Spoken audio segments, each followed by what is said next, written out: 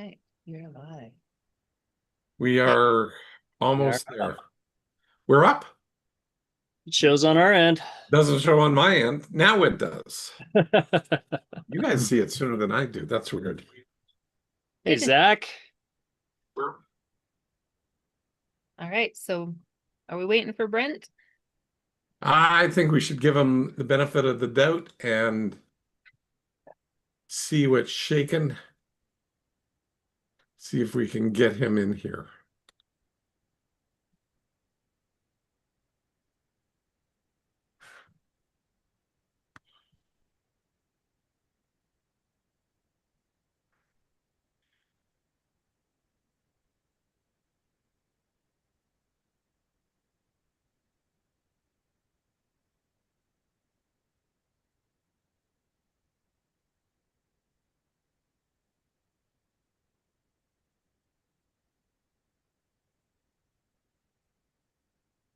There we go. Well, I'm officially good to go on everything. And I thought I let Zach in. Well, Zach. Yeah, Zach's here. He's in. Okay. Zach's here. This camera is off. Yeah, just for the first part. He'll be back on in a bit. Okay, no worries. Okay, I'm just going to double check if there are any messages. Oh, Brent, there he is. I was just checking for Brent. Let's get me all set up properly. Nope, that's not right either. Hey, Brent. Hey, Brent, we can Hey. officially begin now. Mm-hmm. Will Shannon be joining us late? Yes. Good. And also, hello to everybody on YouTube. Yes, welcome to tonight's BDE. We ready to kick it off, Blair? We are. Let's go. Okay. All right, you guys, tonight we are on episode 356 of the BDE. We're going to be talking about a really cool mind model that has a lot of application. I'm super excited about tonight's topic. But before we go there, we're going to just remind you that Blair's put together an opportunity for you guys to get enhanced learning with his YouTube, with his study guide, his insider notes, where you can get all historical and ongoing notes for the BDE, starting with episode 318. As I mentioned, we're on 356, so there's a wealth of knowledge there. If you like to go a little bit deeper, or as you're listening to things or you're experiencing things and you want to have an enhanced learning opportunity, we recommend that you go to blairdunkley.com/BDE-insider notes to get your hands on those. It is $25 a month or $300 a year. Again, starting at $318 and moving forward. For the last few weeks, we've been doing a reboot series. And so it's a great time to get in and get your hands on those so that you can start having a study companion guide that helps you go deeper. We cover a lot on these calls, which is amazing, but there's a lot that we can't get to. So definitely get your hands on that. Also, Blair has his Mind Model Mastery Secrets podcast. It's up at mindmodelmastery.podbean.com. There are currently 4 episodes, and Blair, I believe that you said that you're going to be releasing 2 episodes weekly, starting here pretty quick. Yes, we are. Probably next week. We got delayed on some of the editing, but that should be that. Okay. That's it. So. All right. Another fantastic opportunity where Blair has provided an opportunity for you to learn how mind models actually interact with people in the real world, in their real lives. Definitely tune in there. Make sure you set your notifications so that when those episodes are dropped, you can have access to them. And last but not least, Mind Model Method Coach training is happening September 16th through 19th, and the second session being September 30th through October 3rd. It's an opportunity to go really deep in the mind models and to learn a skill set that can be translated to any area of your life. If you're interested in learning more about that, email Blair directly at blair@rewiringthemind.com. All right, with that, you guys, welcome to the 356th episode of the Blair Dunkley Experience, where we discuss mind models. If you're out there on YouTube, please make sure that you're tuning in, comment, and subscribe so you can gain access to these episodes every week when we come live. Mind models are a collection of extensively tested thought frameworks, skills, and behaviors that allow people to transform their lives intentionally. Your host for this evening is Blair Dunkley, the creator of Mind Models. And we are Tim and Becky Graff, your co-hosts and certified mind model coaches, along with the amazing Patty McClurg, who's also an amazing part of this. She's going to be leading us off tonight in just a few minutes. The BDE is Blair's free gift to you, and it's an opportunity to learn, experience, and practice mind models in a safe, real-world environment. This goes far deeper than anything that you can read in a book because you actually get to experience them live. So mind models have helped Tim and I in every area of our life, not only in business, but personally resolving an 8-year issue in our marriage within a couple hours.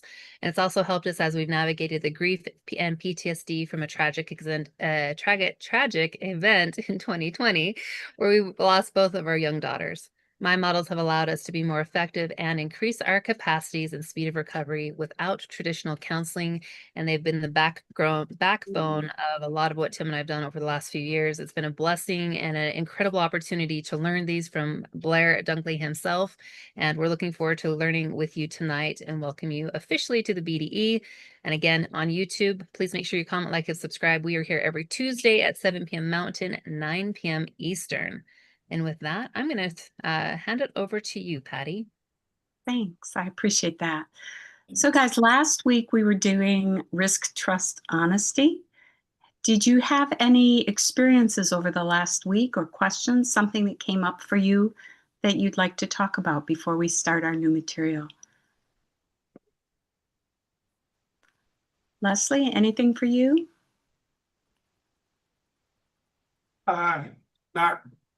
Not really, other than I kept trying to mesh the trust, risk, honesty triangle to the self-other situation as an overlay. I know we talked about that, but Yes. that How'd darn it work for triangle you? keeps spinning around and flipping and flopping between self-other and situation. I mean, it's amazing how that happens. Did your exercise in overlaying one from the other, did that add any additional clarity for you? Just the realization that in flipping it around, that the situation, as situations change between self and other, that honesty factor seems to be the one that pushes it around as to whether it's yourself that's being honest or the other is being honest. Mm-hmm. Intriguing. Yes, it is. We don't think of ourselves, we think of honesty as being one person to another person. We don't often think about being honest with ourselves and looking at what that does to impact that whole situation with others and with situation. It can be brutal. Yeah. No, it's very significant. Thanks for sharing, Leslie. Brent, anything come up for you in the last week?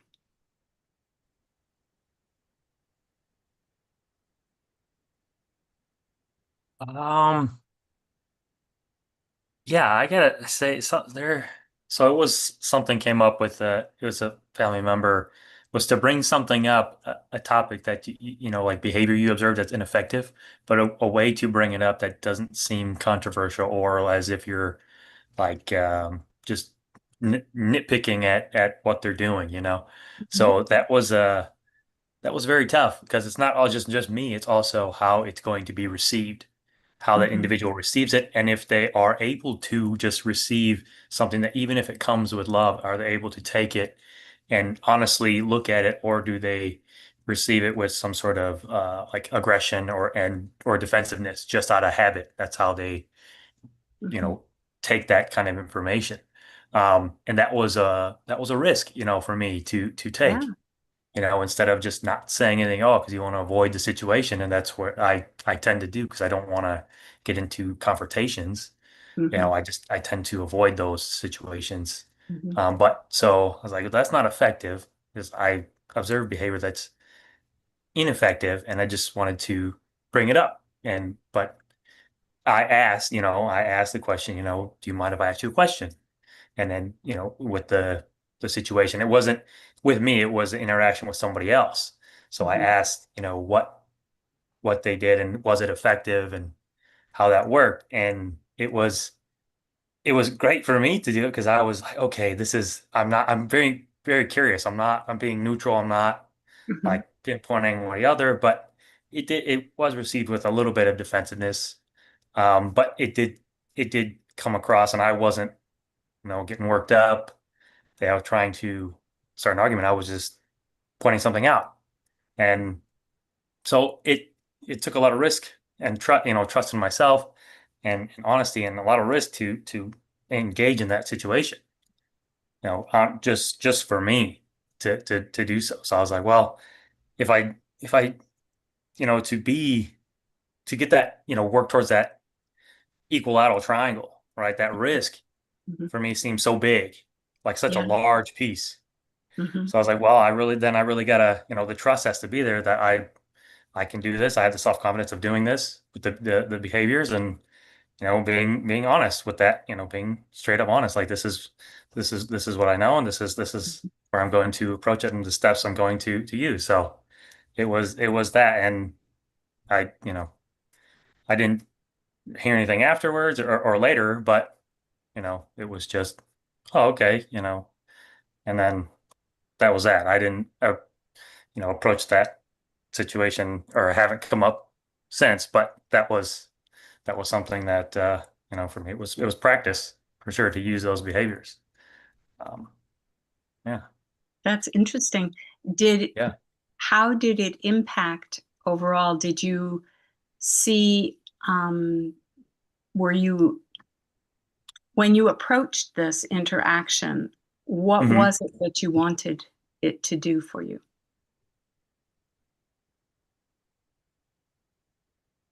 The to do for me, like Yes, what was your for me desired personally. outcome? Hmm. Oh, just to see how like the specific behavior that was being used, like is used with other people, but to see it in action, and so they could and help them see, to see that behavior and how ineffective it is, and what was it, incongruent, like Mm. things being said and the behavior, it was incongruent. So I just wanted to bring that up, and it's was used, it's habit, so it's used quite regularly. So I was just something I wanted to bring forward, to bring attention to, so that we can start to see, notice it, my behavior, Yeah. and how it's working. So Okay. yeah, Well I can see, done. like, for me, that would be if it was something first. Yeah, it's a little defensive because it's your, like, oh, it's me, but after a while, but to do it when it's being done, to pinpoint that behavior, not like, sometimes later, but so they could see it themselves, like Mhm. at that moment, what Mhm. was being used. So yeah, that was. Jackie, you're leaning forward. Do you have something to contribute? Well, I just loved it and the importance of nailing it in the moment. Mhm. Yes. And honestly, I don't mean to make this sound, but it's the same with the dog. When it's doing a behavior you don't want it to do, or you want it to do in the moment, you're saying yes, or you're trying to distract it to not Yes. do it, or like, and it's Mhm. consistency. And I Mhm. was wondering, Brent, Mhm. how likely are you to approach that type of situation again now after you've had this experience? I would say, since it's like the very beginning, it'll be the same, it likely be the same type of feeling, but I will continue to do it because for me, it's effective for me to do it, to approach it instead of ignoring it. So that habit and that behavior of doing that is an ineffective behavior for the relationship, communications and that. So for me to do it, that's the intention for me personally, Yeah. to build that habit and that behavior. Yeah, Yeah. congratulations. It's always nice to have something to work on. Yeah. Yes. Well done. Yeah. Thank you. Well done. Jane, did you have something you wanted to add? No, I'm excited about tonight's episode. Ah, yes. Okay. Well, I was with gonna that, we're say, going to shift well, then. Oh, I yes, just Tim. gonna, I was just gonna say, what a great segue too. Well done, Brent. Well done. That is such a great segue between 2 weeks ago we did self situation other, and then we did risk, trust, honesty, and now this week which I'll let Patty announce. But No, you such a can go ahead. You're doing great. Oh, I just was going to say tonight we're going to be talking about IBER, which is intention, behavior, evaluation, result. And such a great segue, Brent, from risk, trust, honesty, and your intention with your behavior and the result that you were looking for and the evaluation that you were doing there. Such a great segue. So I just wanted to, well done, Brad. Well, Yeah, that I ended up working agree. out really well. Yeah, it did.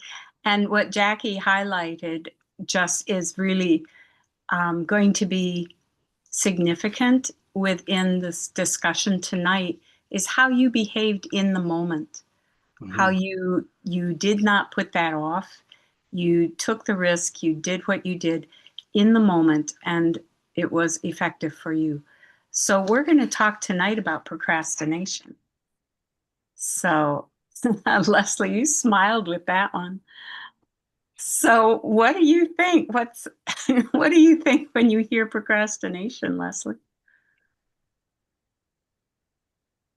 Oh dear.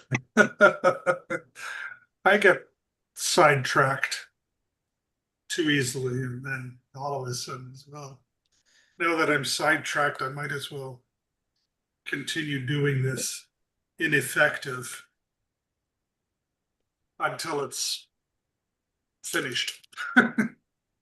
Okay. That's So is procrastination a struggle for you? it certainly can be.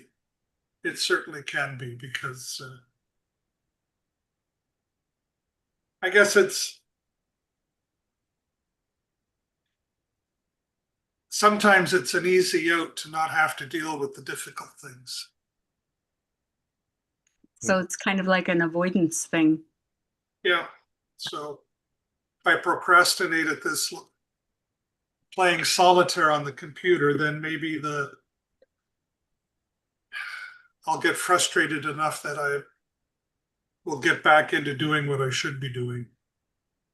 So it sounds like, in truth, what I'm hearing is a process. It's just not an effective process for you. Yes. Is that accurate? Yeah, that actually is accurate. Because, yeah. Is there a specific area? Oh, hi. Yeah, get to you in just a second, Jane. Is there a specific area that you procrastinate in? Bookkeeping. I'm sorry? Bookkeeping. Bookkeeping. Ah, yes. That Okay. part of the business that is a necessary evil, something that my dear beautiful wife excels at, but leaves me out in the cold to do it on my own. And reminds me often that she told me what I needed to do before I should remember, but it's, I don't know. Buildings make sense to me. There are other Yeah. things that make sense to me. Yes. And accounting, this is a situation where the self and the other have different size circles. Okay. And I have to admit I'm getting better, but I just saw Jane smirking because she's an accountant too, so she probably understands this a whole bunch easier than even I do. So it's Right. you know, I'm actually finding that it has more to do with energy level. It is easier for me to do someone else's someone else's work than it is my own, because even though we know how to get out of an emotionally charged situation, for me, there is more attached to my work than just me going in and look at pure numbers. And I have found, and Patty is familiar with my struggles with this over the last few years, that my energy level is tied directly to what I'm accomplishing. If I have nothing else that's taking energy away from my ability to concentrate on something, I am all in.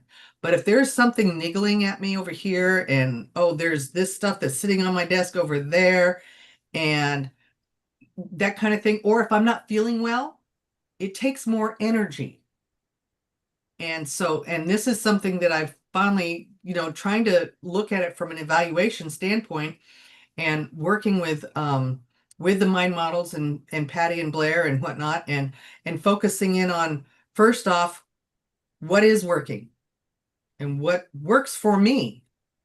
And then focusing on okay, this is working. So why am I beating myself up for not doing this, and this? So then you go back to the mind model, realistic versus real, Right. or Mhm. reasonable.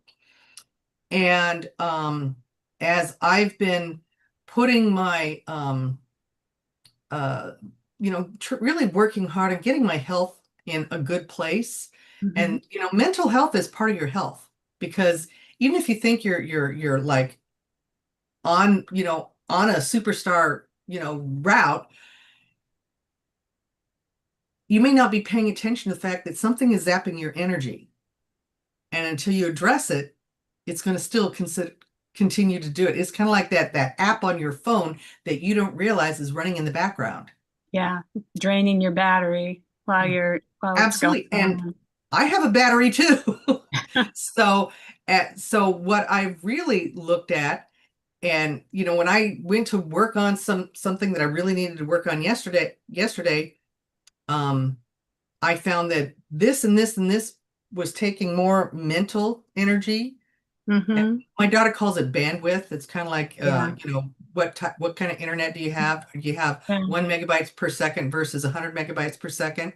If it takes more bandwidth or energy than I currently have energy for, it's hard for me to get started on it. So I think I'm procrastinating when in reality, I was I'm going to not say, ready for it. I'm really questioning whether procrastination is an accurate name and label for what's That's going on there.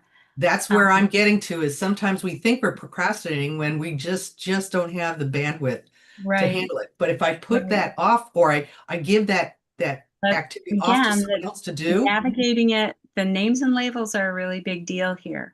and Um, that's I want been to my just thing. catch up a little bit with what's going on in the chat.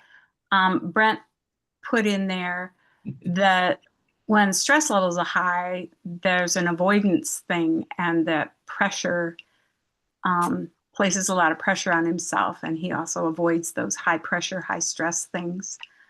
I don't Jackie think of it as pointed being out avoiding.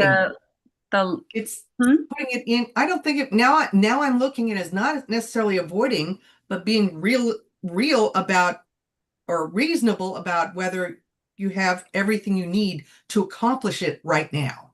Right, but that is specific to you. That's really Right. not True. the topic tonight. And so that's what Brent is experiencing, is recognizing that he tends to avoid high stress, puts pressure on himself. He tends to avoid those things. And that's what's going on for Brent. So one of the things to recognize when we talk about this is that we all have such individual experiences with this topic. And that's what I'm saying. You got And to evaluate and test it. And that's Jackie where I'm pointed looking at. very accurately, this is an area, procrastination just opens us up to the big why, the reasons, excuses, rationalizations, and justifications. It opens us all up to that in a really big way. But I want to ask Zach, may I ask you a question? Yeah, then I don't have to keep typing what I was about to type. So it works out. Well, when we brought up procrastination, and I'm taking that this is humorous, but I'm really curious as to what you're thinking when you're saying you're already feeling attacked. So what's your experience with procrastination, Zach? It's very similar, if not the same, to Leslie and Brent and what they're explaining about avoidance. Avoiding, and I guess what it is that I avoid is, it varies, because it could be something like a high conflict, high stress scenario. It could also be something I just don't enjoy doing, like bookkeeping as an example. But I think majority of the situations, it's the high stress stuff that I put off or Yeah. avoid. Yeah, I hear you there. Well, procrastination is really a complex topic. I'd like to read to you, for your enjoyment and reflection, a parable and see what you think of it. So it's very short. Now it came to pass that a group existed who called themselves writers. And lo, there was a great hunger for words in the land, in every town, city, and corner of the web. People longed for stories, poetry, and ideas that would move their hearts and stir their minds. The world was full of blank pages waiting to be filled. Week after week, month after month, and year after year, those who called themselves writers gathered in coffee shops, forums, and workshops to speak of writing.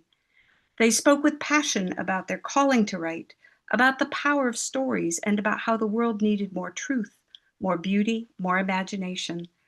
Year after year, they debated what it meant to be a writer, defended the noble identity of author, and declared that writing was a sacred vocation. They eagerly discussed new writing tools, fresh narrative structures, and how best to find one's voice. They studied bestsellers and attended seminars on publishing. They made vision boards and followed inspiration accounts. They designed websites and wrote bios. Some even printed business cards that said writer. They adorned their walls with quotes about writing and filled journals with ideas for books that they would one day write. They built elegant writing studios and attended writing conferences. They encouraged one another to never stop believing. But the one thing they did not do, Look to anybody. they did not write. Ooh. So, Zach, you're shaking your head. Can you relate to that? Oh yeah. Oh yeah, definitely. Actually, funny enough, with writing, I write a lot of marketing content for my business, and it's not always the most exciting activity. And so sometimes I'm like, well, I want to get ideas, like ideas of what to write for the next 30 days or something. And so I'll brainstorm, I'll call up a team member and be like, hey, give me some ideas, and just keep brainstorming. And I spend hours with a list of things, and then I don't, but I haven't written a sentence for the new email or something. Yes. So it happens. It does. So, that issue with research, Blair, I'm wondering if you could address that issue with research, because I think that's an experience you've had recently. Is that accurate? Yeah, there's a number of us on the call that do trading, and I decided to join the group. And this is now going on 3 weeks ago. I went out there and my business models were not working the way that I wanted them to. And so I decided to evaluate myself and just sort of walk through what I can do, what I can pivot to some degree, and what gives me flexibility with income and focus. I asked ChatGPT to help me out with this and to pick five people off the internet that they would recommend that had what I referred to as a stupid, simple model of trading that is identifiable, repeatable, and duplicatable. And so I wanted it stupid, simple, and identifiable, repeatable, and duplicatable. Came up with five, and but it came up with one in particular, this Casper guy, or group or whatever, more so than any other. And so I started doing some research in that. Now, the day that I got on to checking out Casper's site, I got a call because I gave them info. I was looking for information, and there's a lot of free stuff. But then there was a call that somebody approached me on from that, and it became apparent to me that he was going to sell me something, in this case, mentorship. Um, but I said, I'm not interested in buying, I'm just researching. He said, fine. And then, would you mind if I called you back tomorrow? And we talked about some other things because I couldn't go through everything that he was offering at that moment or talking about. And I wanted to do more research. So we talked again the second day. And during that second day, he really wanted to try and nail me down on figuring things out and says, so what's stopping you from basically buying? And I said, I'm researching. This is now day 2 of a process that I'm looking at giving myself a couple of weeks or longer, or whatever, so I can go through everything and figure out what actually works for me. And he said, oh, that sounds like a good thing, but it also sounds like you're sort of putting this off and waiting. So how come you can't make a decision? And I said, well, number one, I'm not a spontaneous buyer. Some people are, but I'm not. And most people out there are research buyers. And I'm doing my research. And I don't think I want to go into trading with a knee-jerk reaction, because if I trade with a knee-jerk reaction, I'm sure I'll lose my money. I've done enough stock market investing and whatnot in my past, so I know that that's not the headspace to walk in. Be methodical, clear, concise, see what's going on. Don't make it based on a purely emotion, oh, this feels good, let's do it type of thing. Let's evaluate it. And I had clear criteria. Anyway, long and short of it is 2 weeks later, I call him back up and I say, out of all of the people, all of the groups that I called, they were the only ones to get back to me. Everybody else promised support. They're the only they're the only group that gave it. They were consistent in everything that they said and did, and it still looked like it was a potentially a stupid, simple model. But it was a little more complicated the more I researched it than it initially looked like. And that's fine. I some people like complicated shit. I like stupid simple because it's identifiable, repeatable, and duplicatable. Hence the mind models. They're really simple, but they're not necessarily easy. They're just really simple. So for me, being able to identify what I want, apply my behaviors to things, and evaluate what it is, I move towards a desired result of training. And so that's part of what we're going through. But it also meant I didn't buy into his label of delaying or procrastinating a decision. And so a person has to be clear about where they are in their own process. Because I'll tell you, I've labeled myself a procrastinator a lot. And I'm not as young as I used to be. I don't know if you've noticed, but I have this gray stuff all over me. And, when it takes me longer to do something, is that a problem, or is that a process? And I go, for the most part, when I guess I'm going to spin it into another thing that I've noticed. I'm changing my process of when I get up in the morning, what I need to do, and all the habits that go along with becoming a trader, because I have a criteria where my trading needs to be done in the first 2 hours of the morning, preferably 90 minutes max, but I'll stretch it to 2 hours. So between 9:30 Eastern time or 7:30 my time, I want to be done by basically 9 o'clock in the morning. That's my target. That's my goal. So that gives me my 90 minutes right there. But if that's going to occur, I can't get up at 7:30. I have to get up at 6 o'clock now. And so I've literally been working at changing all of these behaviors to get it so I train myself to do the things that I need to do in order to get what I want. So, Blair, may I interrupt you for a moment? You certainly may. So, what I'm hearing, just as an overview, you had the intention of returning to trading. Correct. Okay. And oh, you're doing what I so- was going to do. So great. Good, do it.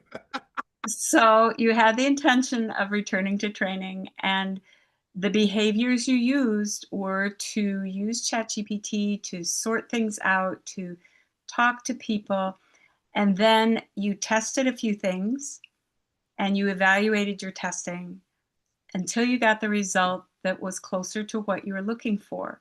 Yeah. Then you took that result, which wasn't the end goal necessarily, You're but right. you took that result and turned it back around to set a new intention. So how can you be effective with the new behaviors that are required for the new desired result? And it sounds like you continued to repeat that process. And in fact, it actually sounds like you're still doing that process. You're still testing things and still working on evaluating and getting closer to your results. So this whole thing for you wasn't one big step, it was little steps. Is that accurate? That is so accurate in such a yes, in such a functional way. In fact, I have a model that I put together for this. In fact, about 4 or 5 picture graphics. Well, 4 But that we I like pictures. okay, we like pictures, good. So, I'm going to that was sort of like the way that it goes, but Patty was talking about what my intention was. So I'm going to just share my screen if you guys don't mind. And I think I'm going to do it this way. There we go. Yeah. No, I'll do it. There we go. Okay, so you guys are seeing my screen? Yes, you are. Good. So it starts off here with intention. Now, everybody wants their desired result. Now, they frequently think that they just do behaviors and they wind up getting their result. That's where most people go. But that's not the way that life works. Life works more like this. You have an intention, and then you have a whole host of outcomes that happen. And so you start off doing something and you don't get your desired result. So you tried this. Well, now you have to reset your intention. Then you get over here. Then you get over here by going back to here and starting all over all over again. And how many times do we actually throw the baby out with the bathwater? Way too many times. And I noticed this in my students and myself that I wasn't getting my desired result because I was too frequently, too often, just getting outcomes. You always will get an outcome. No matter what you do, you will get an outcome. It may be highly ineffective, but it will be an outcome. In fact, I'm going through this process with one of my young clients. He's a 24-year-old managing basically a $200 million farming operation in Austria with 160, 190 people, and also a server center as well. He's quite the young man. But he gets a lot of outcomes. He gets a lot of results too. But he didn't figure out that he needed to look at evaluating more frequently. And then when we start going like this and we start setting an intention, getting a desired result, with this line, you just like zoom off there. That's not how it works. but this is how life actually works. So if you do the behaviors, then you evaluate. Do the behaviors and evaluate each time and start figuring out, am I moving closer or away from my desired result? And you keep on evaluating and then doing a behavior. All of a sudden, pardon me, it makes a huge, it makes life hugely more effective. So for me, intention is to become a trader. Result is trading. What is the behavior? Get up at 6:15 in the morning instead of 7 o'clock. So get up 45 minutes earlier and evaluate. Well, that did not work. So what did I do? I changed my wake up time to 6 o'clock and 6:15 start exercise. Evaluate that. Well, that is getting me over here, but is that actually everything? Not quite. I still had to evaluate and said, well, that sort of has moved me from here to here, but is that getting me here? Well, I'm closer. So what else might I now shift? Well, I need to take a look at, business news. I don't want to be working on business news because that's a huge chunk of time. I don't have that, but I have ChatGPT. So what did I do today? I created a prompt, got ChatGPT to give me a news briefing every morning at 7:15. So now I can change the time that I get up, which is now 6 o'clock. 6:15, I start my exercise. I don't know what happened there, but 6:15, I do my exercise or start my exercises and do that to 6:45. So I now get all of my exercises in. I start my coffee, start my shower, take my shower, finish my coffee, and by 7 o'clock to 7:15, I'm at my desk reading the report, hopefully tomorrow, that ChatGPT delivers. We shall see. So, Blair, could you comment a little bit on a mind model that we haven't done much with, especially recently, called results versus goals? Well, you know what? I did a lot of research back in the day with goals. In fact, everybody was talking about goal setting. It was huge, big deal. And I had a student of mine. Um, she was a special ed teacher, and she phoned me up one day and said, "I have to do this curriculum, and I can't really change the curriculum." But I asked her, "Could you change one word in the curriculum?" And it was all about goal setting. And because currently her students were getting a less about it was about if memory serves me correctly, she was having about a 36% effective rank in that class, which was not good. She's used to 80, 90%.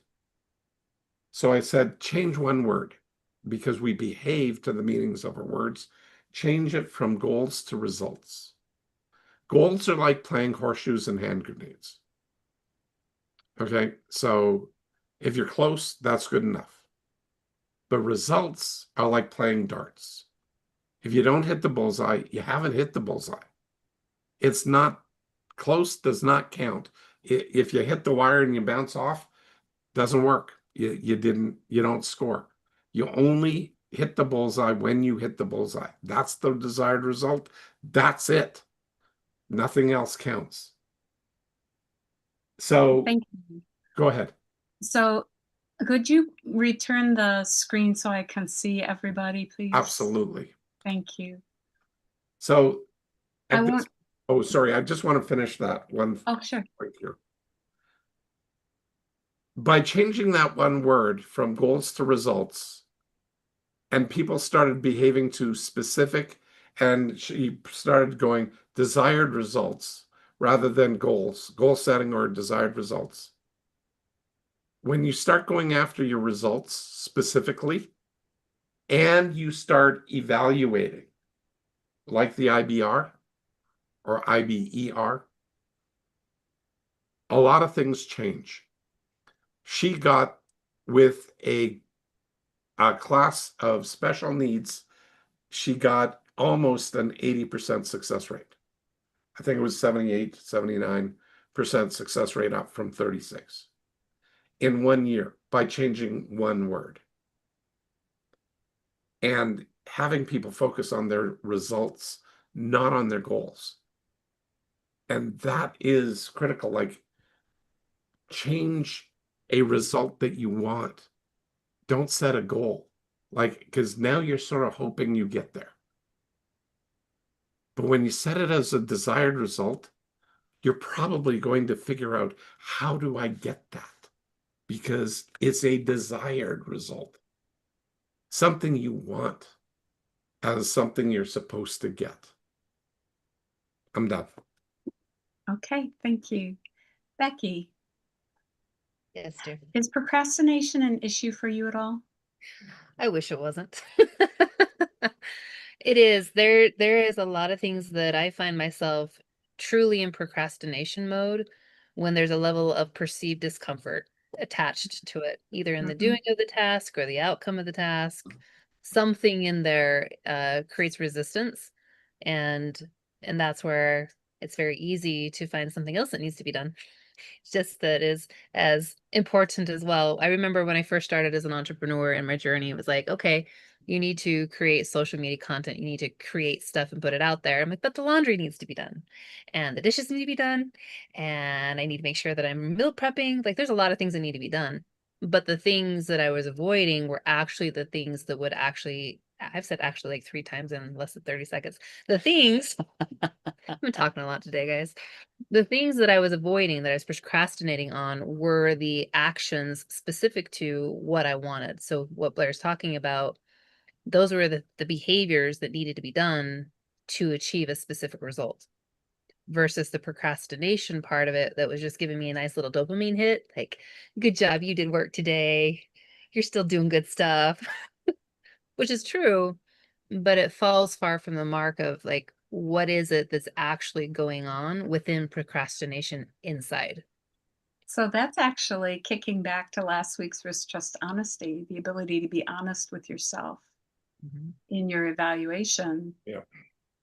So Brent put in the chat, self-sabotage, and Jackie, if you don't do it, it doesn't count. So, which is another Blairism. If you don't do it, it doesn't count. So, May I what- jump in there, Patty? yeah, please do. Yeah, so the self-sabotage, it's what I see there is like a subconscious, because you're habitual to something you've already done, behaviors you've done before. You want to do something new behaviors, very uncomfortable to get to. To start new behaviors, very uncomfortable situation to do. The behaviors is new, takes more effort. So subconsciously, your body's like, well, it's going to be very uncomfortable. So I want to get back to where it's comfy, where I know. Yeah. So as if you're not intentionally working at that, you will be, it's like as it's pulling you back, those things that are stepping in to say, hey, let's go back and be comfortable. You know, I if want you're not being intentional about those behaviors. I want the dopamine I hit. want to address that, though. You're Yeah. absolutely true. Like, everything that you said, Brent, is spot on. However, I got my hip operated on 7.5 weeks ago, almost 8 weeks ago now. And I worked hard at getting my fitness level up before the operation. Then I lost a lot, like way more than I thought I would, with the operation. But I knew one thing, that I could, just by incrementally doing things over and over again, get back faster by taking incremental steps that were uncomfortable, but I could do it quicker. And that trained me. My preparation before the operation trained me so that I can recover faster now. Now, that's huge, because you know that you're going to be able to recover. I have a dear friend of mine who's in the hospital still, who's in his mid 40s, who just had a heart attack. he's like prior to that, he's like black belt everything. Like very, very fit. And so he wants to get back there, but just walking to the elevator, he was saying, exhausted him, and he's feeling incredibly depressed about that because he wants to move on, but he can't because life got in his way. Well, those are the things that I've also been through. Like, I haven't had a heart attack that way, but fortunately he had his in the hospital for another reason. He was there, but he had so he was very, very lucky to be at the right place at the right time to survive that heart attack. But at the end of the day, recovery is still possible, but it's being able to adjust and incremental improvements. Like back with the IBER chart, it goes up and down, but it's behavior evaluation, behavior evaluation, behavior evaluation. We need to behave and we need to evaluate. Those are the things. And the more difficult life is, the smaller those increments need to be.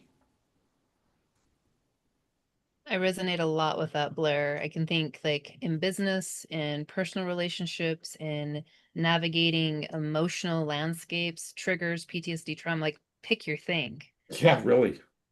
IBER, right? IBER is really a very functional microcosm in being able to get traction within the thing.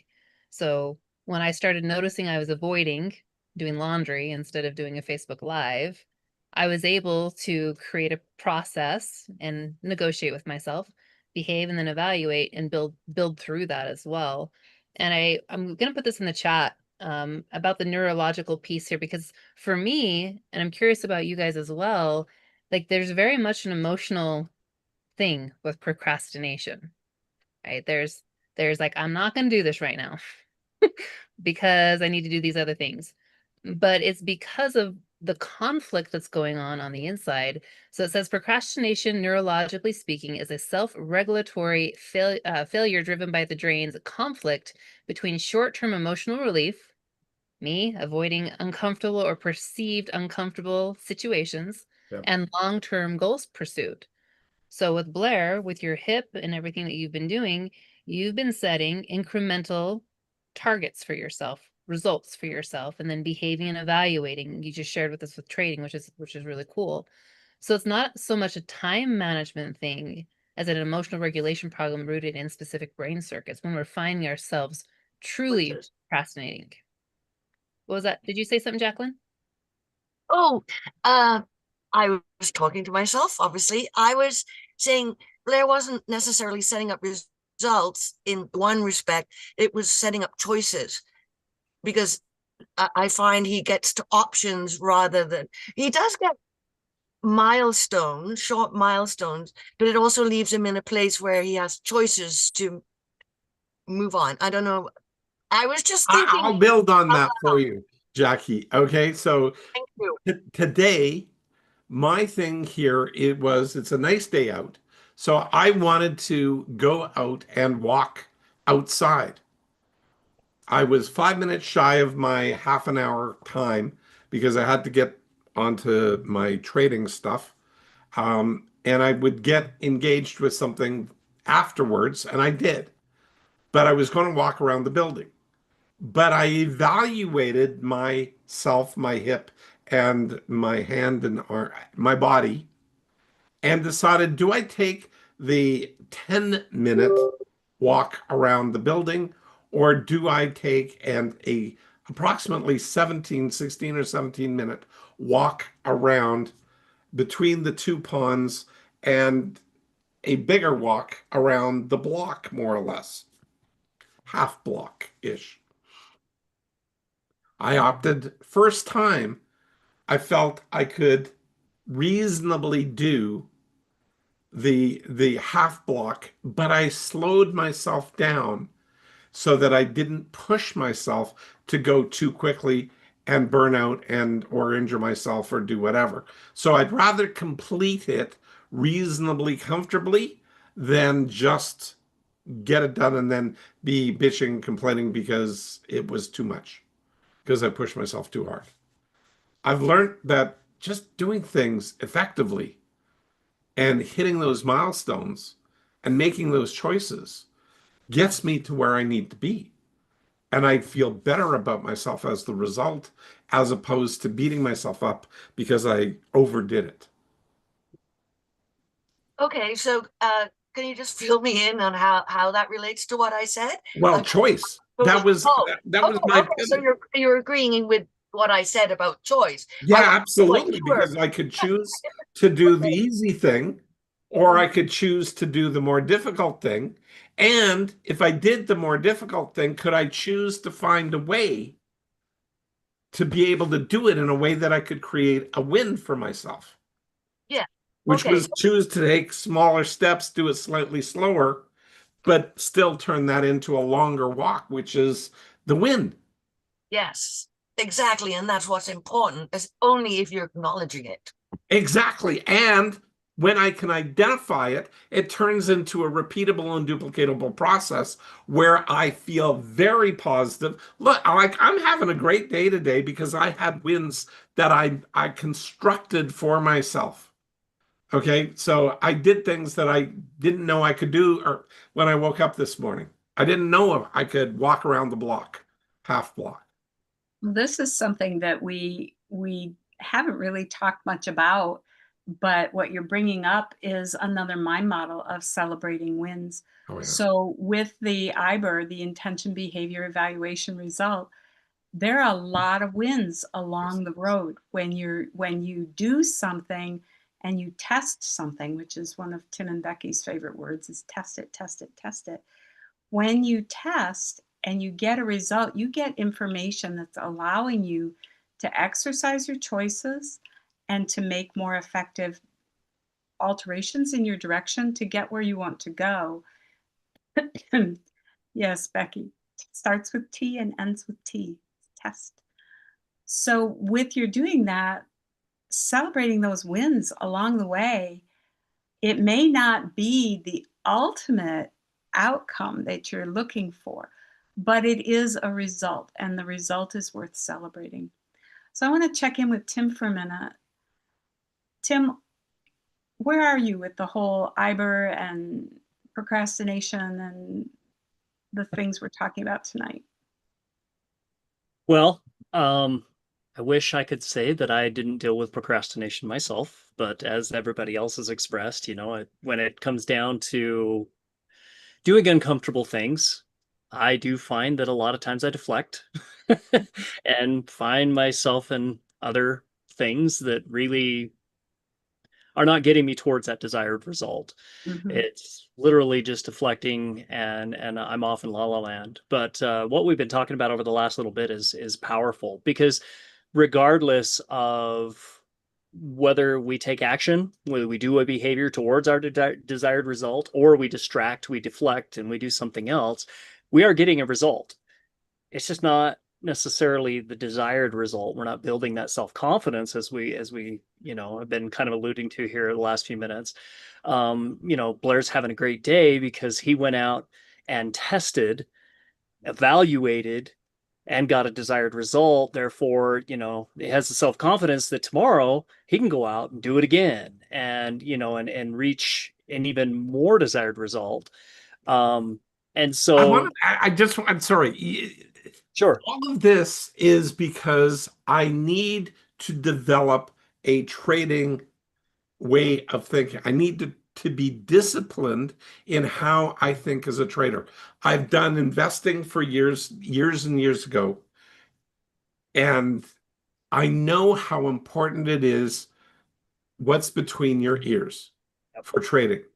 90% of it is going to be here, and it's going to be being able to make those choices, stick with them, see what happens, have a clear strategy, execute the strategy, and come out the other side. And if Mhm. I can't do that to myself, I sure as hell won't be able to do it when money's on the line, because money just amplifies everything. Money is an amplifier in life. If you're good at doing things already, you'll get better at it. And if you're not good with it, you'll get worse at it. Like, it's just that simple. It just amplifies. Money is the amplifier. Sorry for interrupting. I just felt I had to say that. Go for it, Tim. No, it's just so what I've learned since learning this mind model, since going through the mind models, just in general, is it is about do I want a desired result, and setting that intention with the result that I want, doing the behaviors, evaluating, and then moving forward. Even knowing the mind model, IBER, and doing this, I still find that a lot of times I will deflect. A lot of times I will get sidelined. But there is so much power in just the awareness that, okay, I've gone down, I'm deflecting, this is where I'm at. I want to be here with this desired result. That's part of that evaluation. So even when I find myself deflecting now, that evaluation will kick in, maybe not right in the moment, but it will later. And then I can get myself back on track.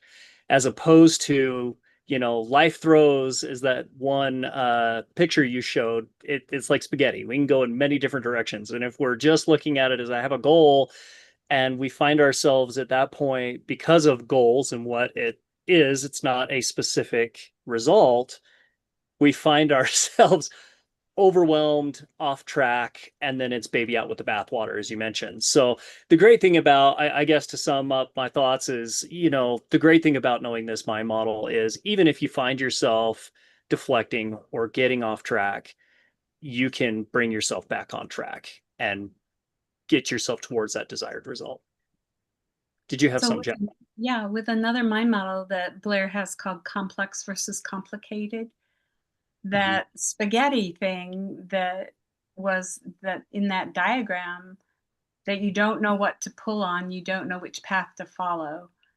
That is what Blair refers to as complicated.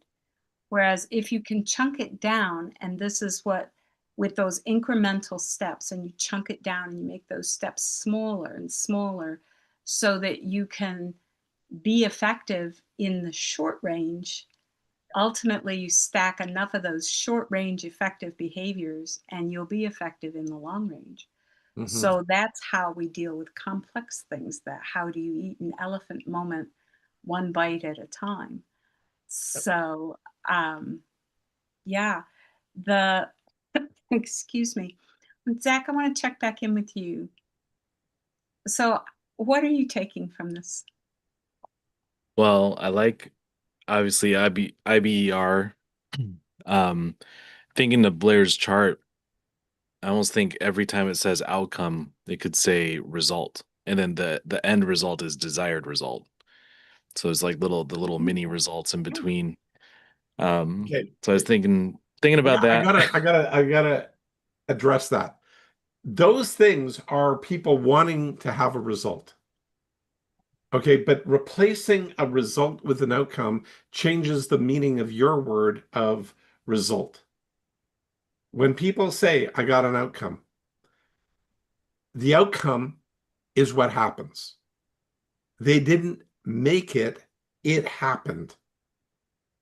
And it will always happen. You don't get the problem here is when people say, well, shit happens, they don't say results happen. They say, I got an outcome. It wasn't what I wanted, but it's what was. But when they talk about what they want, they sometimes say it's a goal or it's a result. And therefore the word was chosen very specifically. And I don't want to confuse result and outcome, because outcome thinking is very much like goal-based thinking, because goals always get outcomes, always get an outcome, but they don't always get a result. Isn't that the point? Because isn't the outcome is the result of a behavior? No, the outcome is a thing that happens that you get by doing an unevaluated behavior.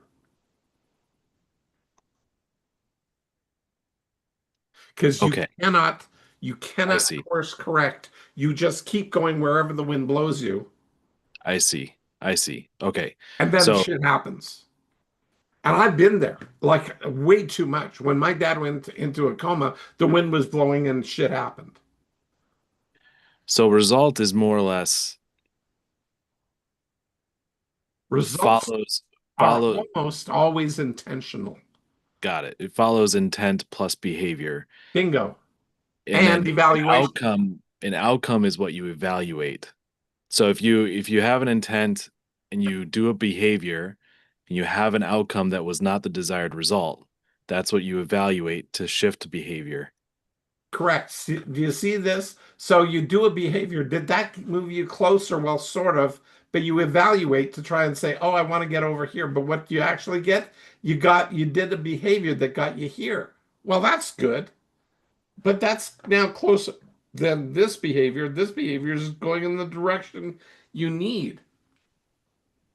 So let's do something else that sort of moves in this direction. Now, I could have done um, something that, Is there like sorry, go ahead. is the word outcome in the way that it's being the way I'm kind of understanding it, that I think the part I'm having a challenge with it is it almost feels like a word that we're using to avoid responsibility of that outcome.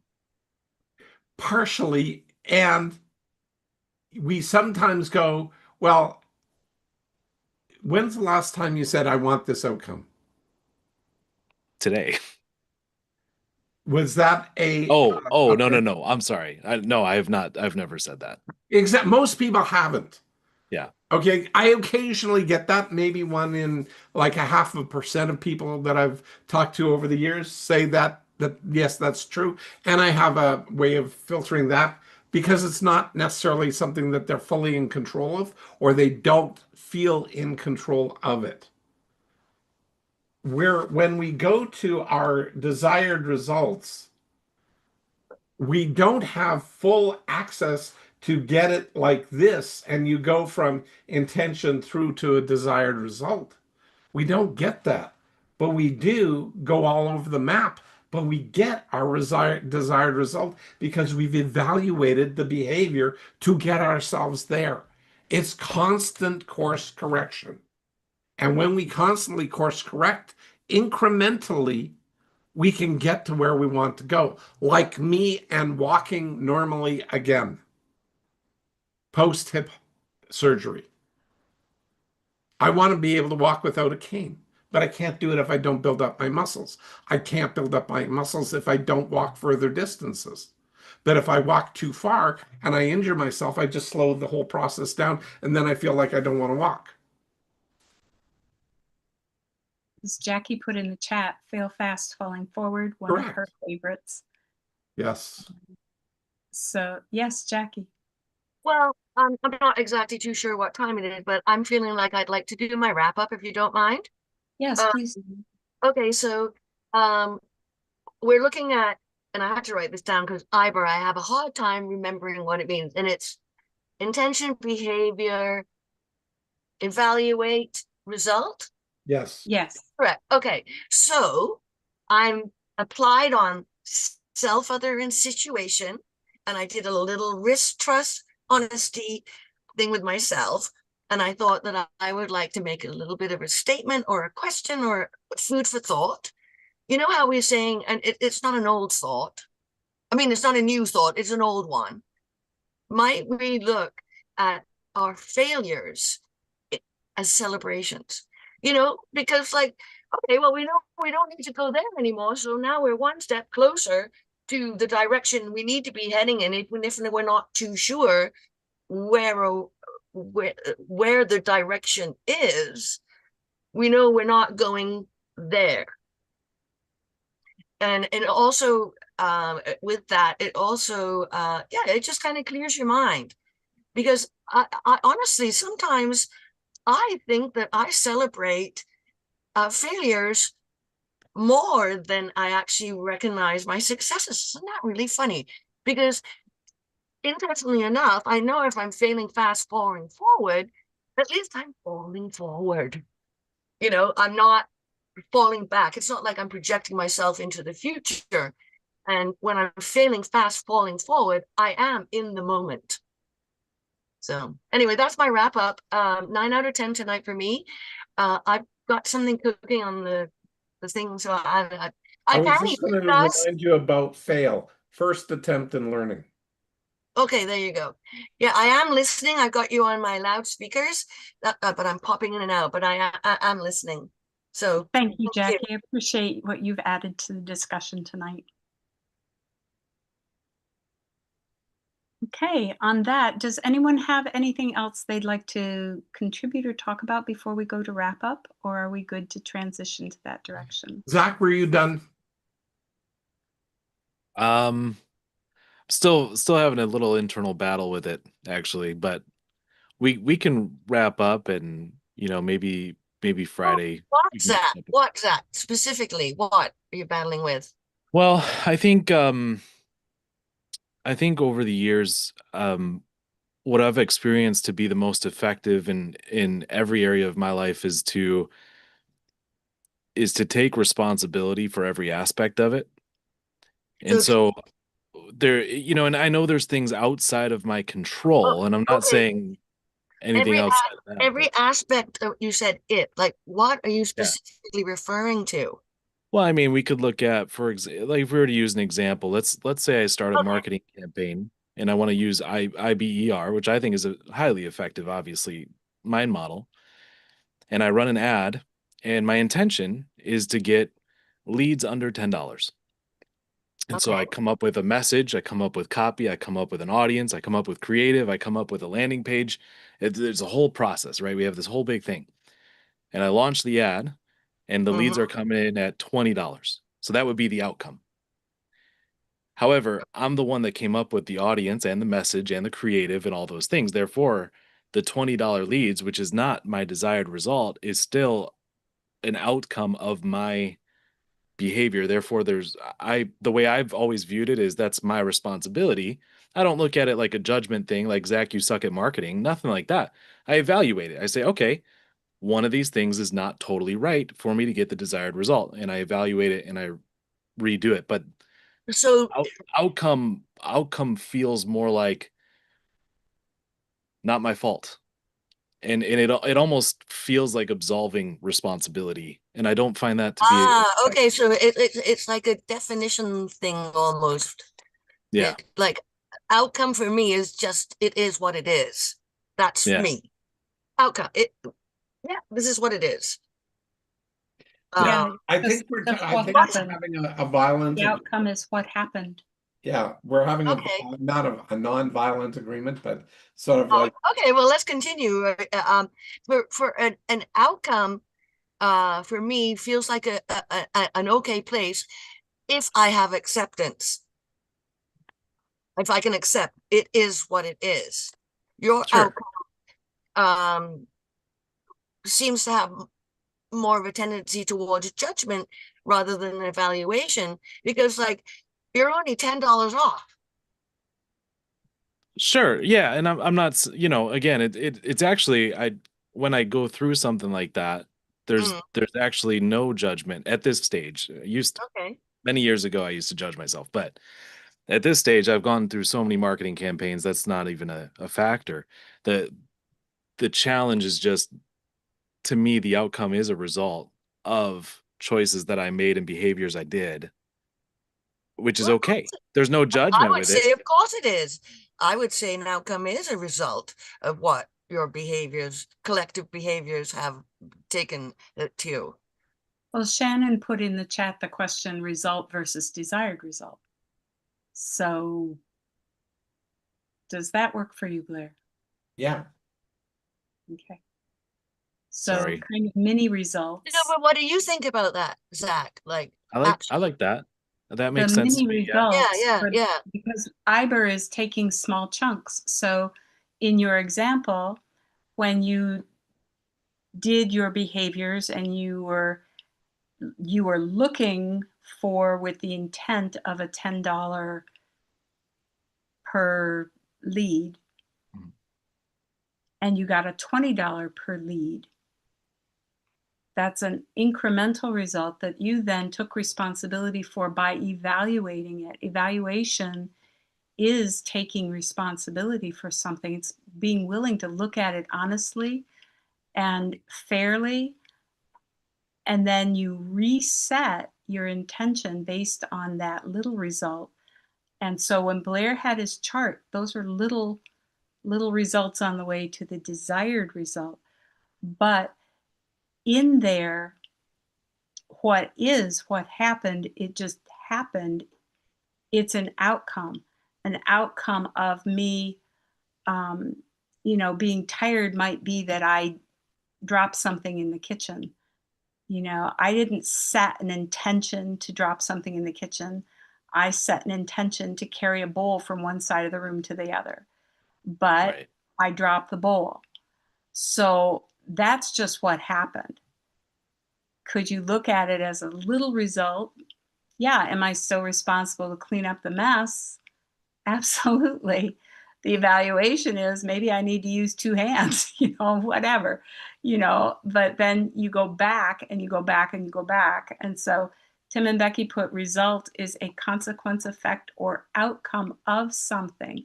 Outcome is the way a thing turns out. So they're really, really close to one another. They're just really close to one another. And word nerds will parse those. I am a word nerd for sure. If you understand and are able to work with the model according to your understanding and it's effective for you, then we go with what works. Well, I guess question then as a follow-up question. I know we got to get the wrap up here. Are there, I guess, times where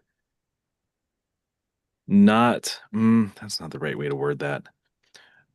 When would it be more effective to, I guess, consider not taking full responsibility of a situation?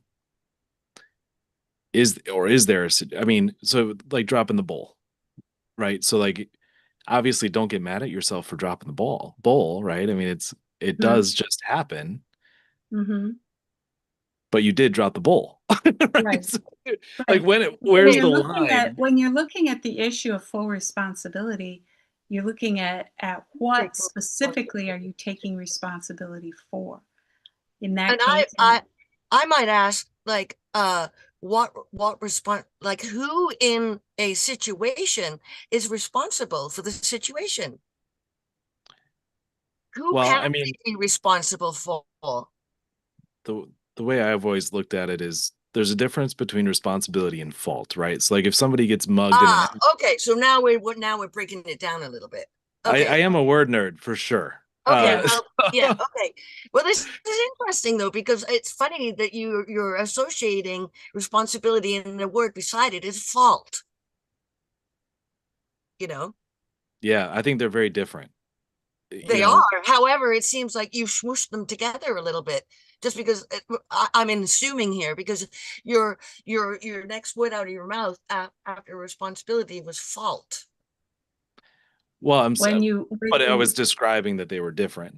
It's like if Right. if But I'm you hearing you say though, Zach, and this, we're going to have to wind this up. And I know that you have access to Blair to continue this discussion and sort this out at a future date. But, is not my fault the same as not my responsibility? It's not my fault. It's not my fault. Oh my goodness, And what a great question. That totally made me so think. is not my fault the same as dodging responsibility? Or are there things that happen to us that just happen to us and they are what they are? They didn't happen to us because of our choices. They happened to us because life happens to everybody. I And don't are I we don't then responsible for what happened, or are we responsible for how we respond and behave to what just happened? I think there's at least a piece of every situation that we are responsible for. Not at fault for, but like if you get mugged in a dark alley, who chose to go into dark alley? You know what I mean? It's you're still not at fault for being mugged, but every situation there is a choice that was made that put you there. So So that's I'm going to take this one step further for you, Yeah. and then we're going to have to get off this dime. Okay, so a tornado comes and hits my house. What's my responsibility for the tornado that came and hit my house? that you're never I own the house. you're never Do I responsible control the weather? for control, right? Mhm. However, were you in the basement when the tornado hit, right? Like you can only be responsible for what you can control, for sure. Okay, so are there things in life that are outside of our control? Yes. Yes. Okay. I just want to leave it right there. And then I encourage you to continue wrestling with the words and the names and labels, because we do behave to those, and to continue this discussion with Blair, because I know that you've got a time with him later on in the week. But thank you so much for adding to this discussion. Would you like to participate in the wrap up right now? Sure. Yeah. Very effective. I mean, I really enjoyed especially like the procrastination definition. I like that. It's not time management, it's emotion regulation. Mm-hmm. I really enjoyed that. I love the IBER mind model. It's highly, highly effective.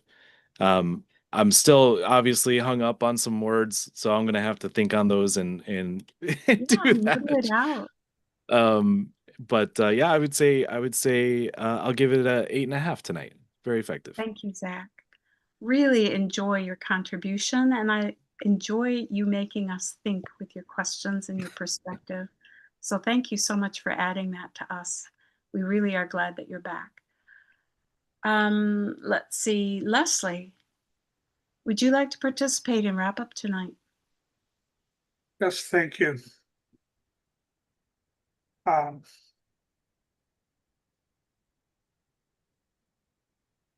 Tonight is a 9 again. I do like this IBER. There's been a lot said tonight that has just left me thinking more and more. Um, there were some tangents this evening that went all over the place, but it was still all effective and related. Um, but I enjoyed this evening. Lots to think about. Lots more to noodle about. Yes. Shannon would say. Thank you. Yes. You're welcome. Did you give me your number? 9. 9. Okay. Thank you, Leslie. I appreciate that. Excuse me, Jane. Would you like to participate in wrap up tonight? Do I like to or will I? There's a difference in Would you choice. like to participate? Would you choose? How about that? Since I we're will going choose to being participate, word whether I nerd, like do it you or not. choose? Do you choose to We behave to the participate? meaning of our words, right? Yes. Anyway, I found the discussion to be very interesting. I loved listening to Blair's evaluation process and using ChatGPT as part of his input for Mhm. making his path and looking for what kind of outcome he's going to get, having used that path or process. Mhm. I enjoyed listening to Zach's kind of struggle back and forth of between result and outcome, because we've used the word result for decades. It's a word that's part of our vocabulary. And now to go, wait a minute, I have a nuance that I have to take into consideration. And those are where naming and labeling, and that's my big, I want to conquer mind model thing. And the more clear I get on the labels, the name and labels of things, the clearer things become for me, and they go into more, they get pulled out of that general and into a more specific use. So I threw into the chat there that part of marketing involves other, because in self-other situation, he's forgetting that part of the other is the market that he's choosing. And you can take responsibility for picking that market, but that market is responsible for itself on what it wants. Therefore, it isn't, for me, it's an outcome, and therefore, but it wasn't the desired result. The result is Right. what we're really honing in for. And so Mhm. that's where naming and labeling, understanding where is it that we really want to go versus, where did we end up at? Right. And that's where I struggled with marketing, is that I wasn't clear in my mind that just because I chose this market, it should have been the perfect market. There's that should word. Mhm. And Good catch. it was a catch for me in that I can't control that market. The market will choose for itself. It's like choosing, I've been doing a lot of music, listening to people evaluate music and whatnot, and the whole bit about how the market will choose what it wants, what it will make a hit. Right. When this song, which was the B-side and was never even put on an album, became the big hit, Mhm. regardless of what the producers and all those other guys said, no, we're not going to let you do that song, but it got put onto a B-side and it was the hit. The market will Right. choose for itself. And Yes. we too have to remember that self-other situation. So in IBER, Self-other situation kind of impacts everything, doesn't it, well, Jen? it does. And Mhm. that's where I'm getting clearer Yeah. each I'm so each glad. each day. And so even with like tonight with studying IBER and procrastination, I gained a lot in what I used to think was procrastination. I had come to the outcome, or thinking that, okay, maybe it wasn't so much procrastination as so much Yeah. I just wasn't chunking it down small enough, naming and labeling. Or And even the issue of being reasonable with yourself.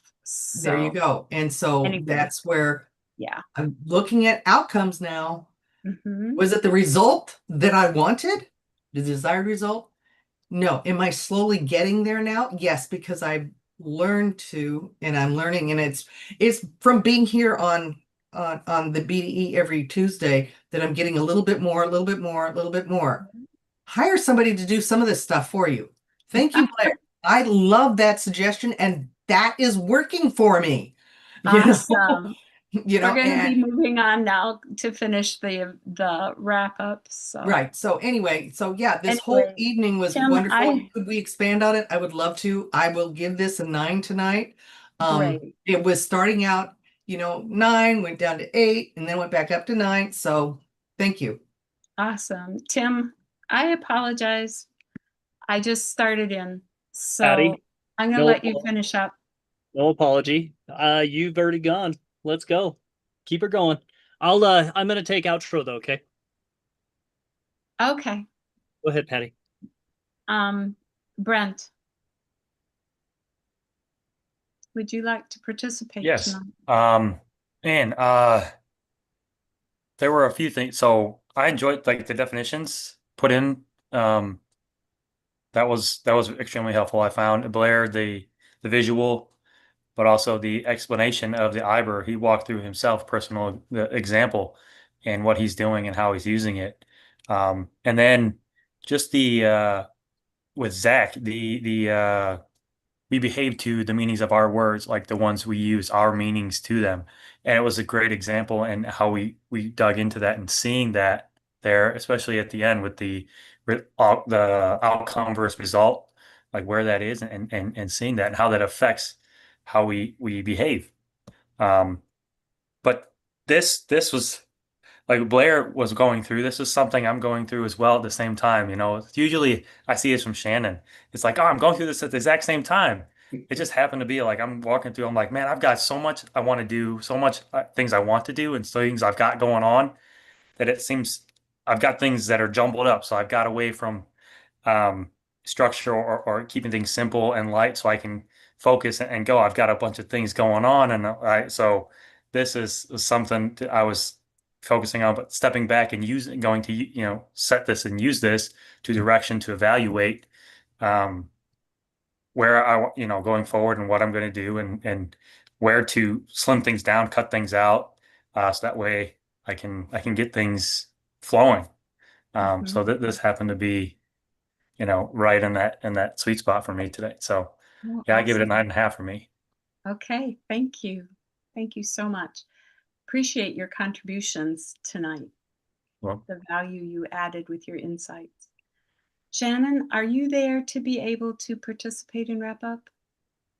Yeah, There you are.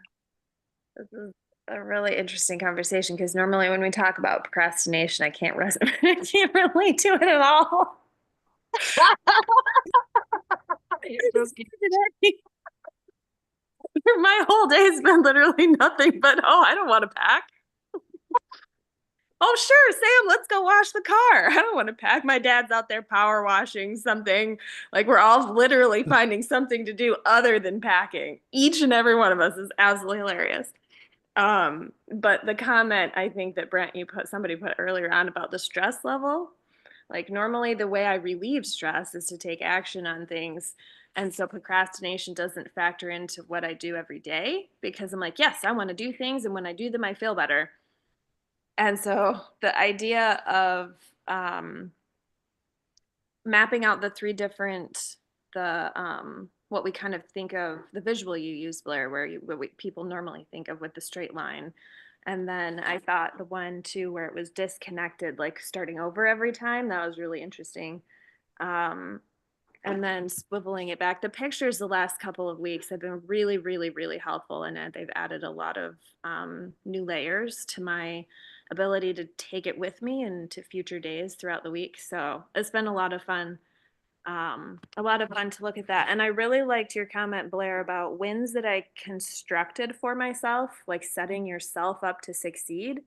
I think about that with my clients. I think about that with my nephews, and I don't ever think about that with myself. And to create an environment, for successes. And so it made me think when Jane was talking about naming and labeling, it also made me think about an ANPU, because to tease out a process and to find your points along the way, your level of noticing, and things go up like, hey, is this, I don't know, it just to take it deeper, the noticing and awareness of what you're doing along the way, um, overlaid with that in my head really well. And so, and yes, the celebrating of the wins, that one's always lots of good ones that we talked about tonight. Yeah, so I got to have a lot to think. And then I asked myself the question, am I in fact procrastinating by participating in this show this evening? So, which the answer is no, because you're all very grounding and wise. And I will continue on with greater clarity after having spent the evening with all of you. So there we go. It's Thanks, enough Jen. night. That was really a really timely and really fun conversation from a point of view that was fresh and really fun. Yeah, thank you.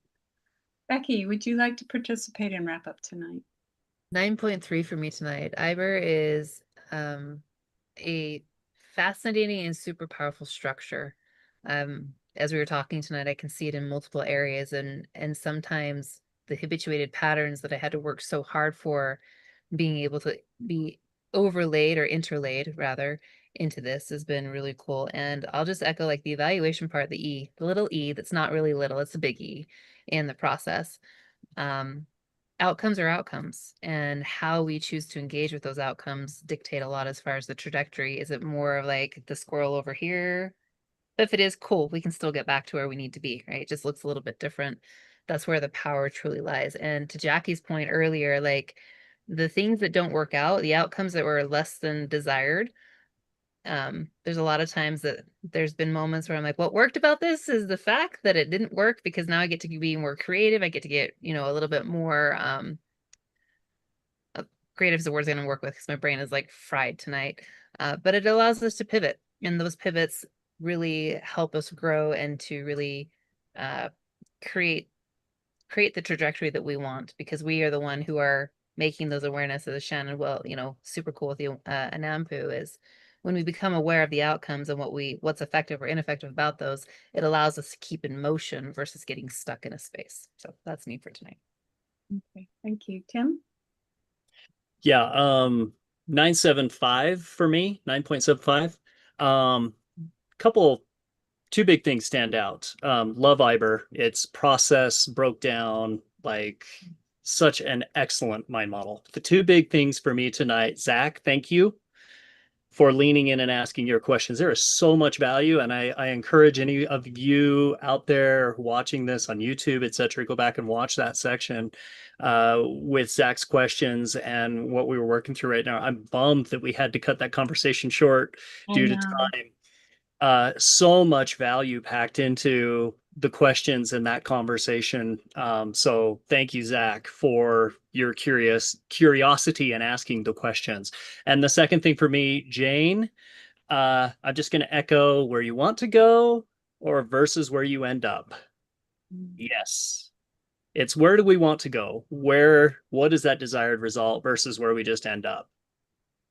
That is, and if we keep the where do we want to go in life and what we can control with self, powerful. Thank you. Blair, would you like to give us your wrap up tonight? Absolutely. Tim, I really, really liked what you just said. I mean, okay, I'm gonna do this because there's a bunch of people here that do trading. Like Zach, it's not trading, it's the trideca method. Yes. So all of a sudden, seriously, it's what you do between your ears. And is it someplace where you wind up, or is it someplace where you choose to go? Like a lot of traders out there, it's just where they wind up. Oh my God. Oh, And the majority of people can't figure out how to get there consistently. And it's about choosing your behaviors and choosing to be consistent. And consistency wins at the end of the day, and simplicity in consistency wins. And so I know these rules. I'm just going to well, I am starting to apply them to myself, giving myself like 6 weeks before I do my first trade to get my life organized, my information between my ears, and everything else laid out there. So when I do begin trading, I have the ability to actually execute and not get myself caught up in outcomes. I get caught up in desired results.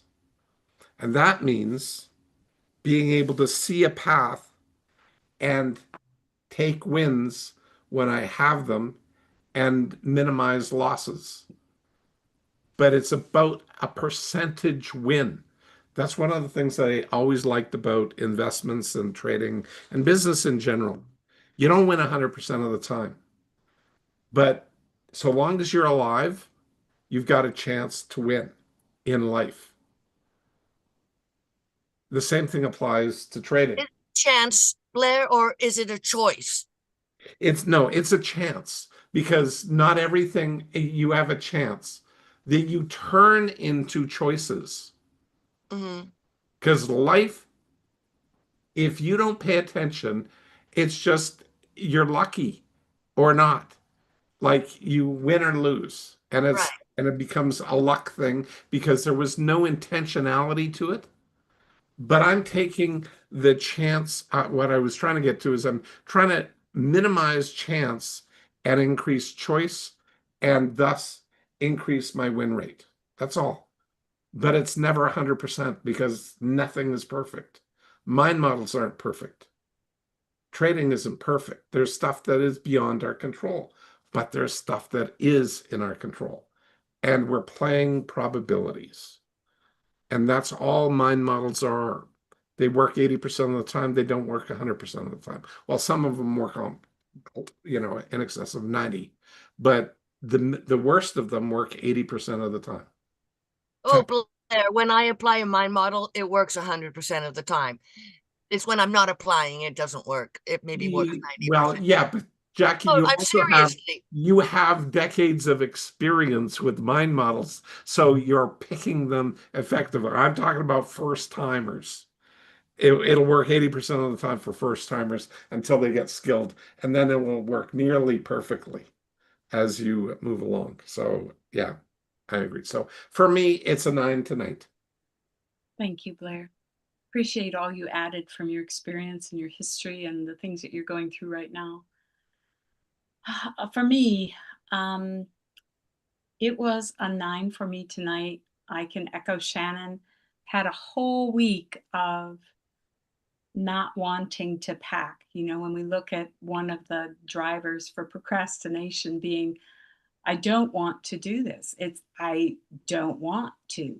I just don't want to. So I'll find something I want to do more than what I don't want to do. And we're up against the wall. We're leaving tomorrow. I can leave with an empty suitcase or a full suitcase, but I'm leaving tomorrow. So but that